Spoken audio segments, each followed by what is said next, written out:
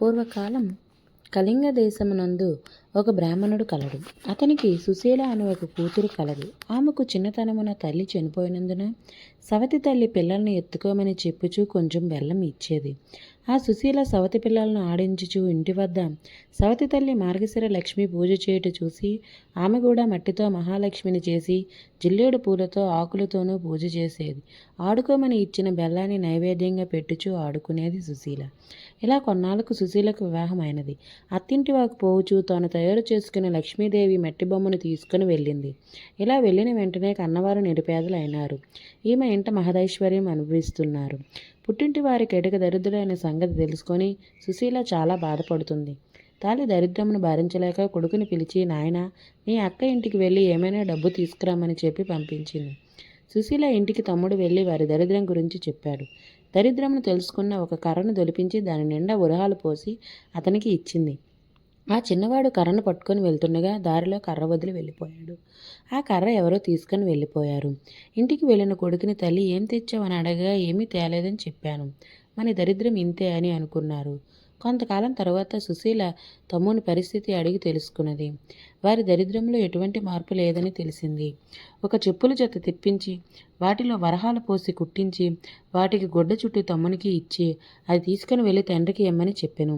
సరే అని తీసుకుని వెళ్ళి మార్గమధ్యంలో దాహం వేసి ఒక చెరువు గట్టున చెప్పుల మూట పెట్టి నీరు తాగి వచ్చేసరికి ఎవరో వాటిని తీసుకుపోయారు.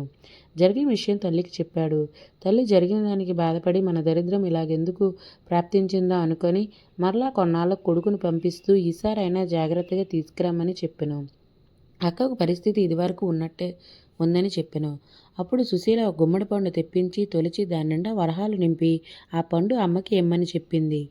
సరే అని తీసుకొస్తుండగా సాయం సమయంలో ఒక చెరువు వద్ద వచ్చి దానిని గట్టి మీద ఉంచి సాయం సంధ్యావందనం చేస్తూ ఉన్నాడు. ఇంతలో ఒక బాటసారి పండు బాగుందని పట్టుకొని వెళ్ళిపోయాడు. ఆ కుర్రవాడు గట్టు మీదకు వచ్చి పండు వెతకగా పండు లేదు. ఏమి చేసేది లేక ఇంటికి వెళ్ళాడు. తల్లి ఏం తెచ్చితివని అడగగా జరిగినది చెప్పెను. తల్లి విచారించింది. కొన్నాళ్లకు తల్లి ఇంటి దగ్గర పిల్లల్ని ఉంచి కూతురు దగ్గరకు వెళ్తున్న తల్లిని చూసి సుశీల వారి దారిద్ర్యం తెలుసుకొని చింతించి మార్గశిర లక్ష్వారం నోము నోచి ఐశ్వర్యం వచ్చినని తలచినది. అమ్మ, ఈరోజు మార్గశిర లక్ష్వారం నోట్లో ఏమీ వేసుకోకూడదు, మనం వ్రతం చేసుకుందామని చెప్పెను. ఆమె కూడా అలాగే, నేనేమైనా చిన్నదానినా, ఎందుకు తింటాను అని చెప్పి పిల్లలకు చలిదాన్నం పెట్టి నోట్లో ఒక ముద్ద వేసుకుంది. కూతురు వచ్చి, అమ్మ స్నానం చేయి, మనం వ్రతం చేసుకుందాం అంది. అప్పుడు జరిగినది తల్లి చెప్పినది. ఆ వారం కూతురు మాత్రమే చేసుకున్నది. రెండో వారం వ్రతం చేసుకుందాం అనుకున్నది. అప్పుడు పిల్లలకు తల నూనె రాస్తూ తాను రాసుకున్నది. ఆ వారం కూడా వ్రతం చేయ వీలు కాలేదు. మరుసటి వారం అమ్మ ఈసారైనా జాగ్రత్తగా ఉండమని చెప్పినది. పిల్లలకు తల దువ్వుతూ ఆమె తల దువ్వుకొని వ్రతం చేయలేకపోయినది. కూతురు మాత్రమే చేసుకున్నది. నాలుగవ వారం ఈసారమైనా జాగ్రత్తగా ఉండమని చెప్పి సుశీల తల్లి ఈ పని చేయకుండా ఉండడానికి ఒక గోతిలో కూర్చోబెట్టినది.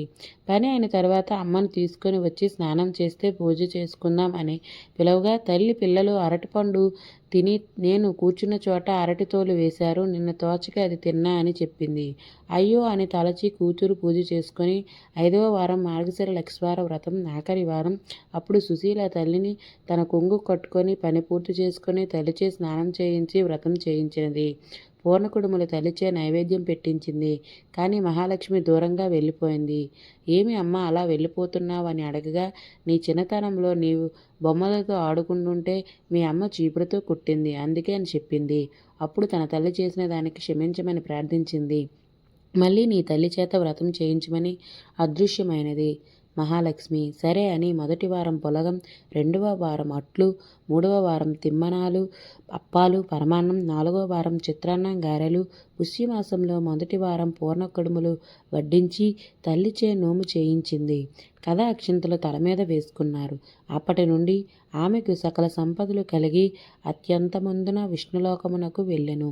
కథలో లోపమైన వ్రతం